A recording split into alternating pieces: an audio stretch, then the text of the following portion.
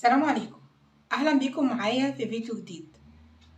صدقة جارية، صدقة جارية في الحياة وبعد الممات.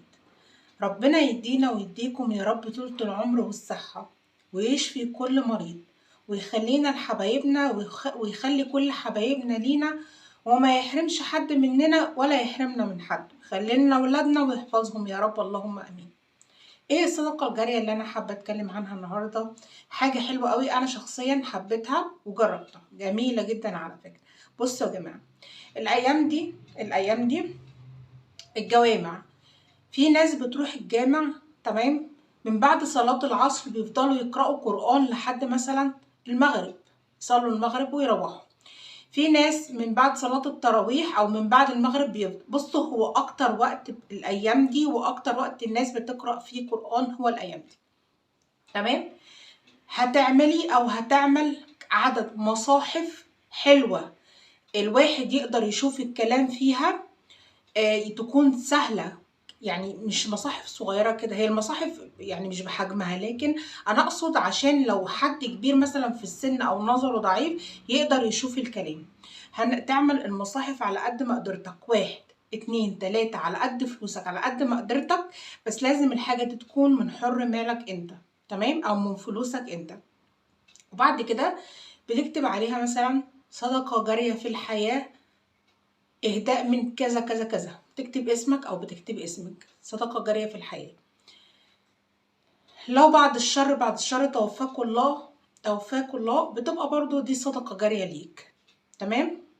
وانت عايش برضو دي صدقة جارية ليك. كل حرف هيتقري في المصحف، كل حرف بتاخد عليه حسنات، وانت عايش او انت مش عايش بتاخد عليه حسنات.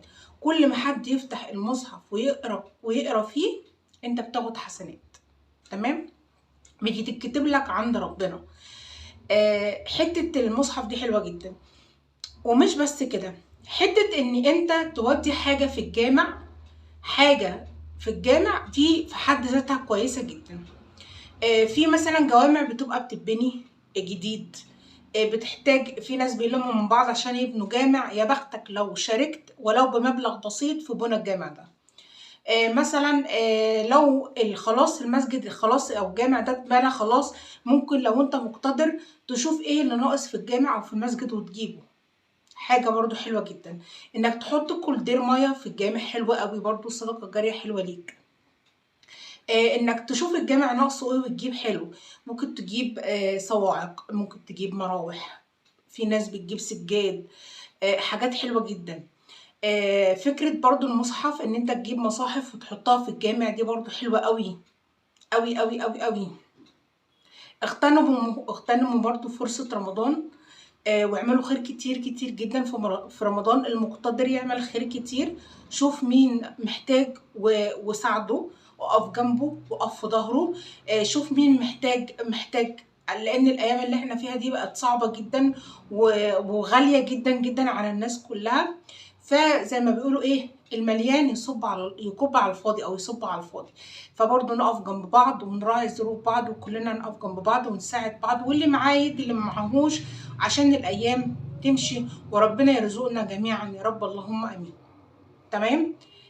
فكرة فيديو كده بسيطة حبيت اشارككم بيها، اتمنى ان هي تعجبكم. اشوفكم في فيديو جديد ان شاء الله. السلام عليكم.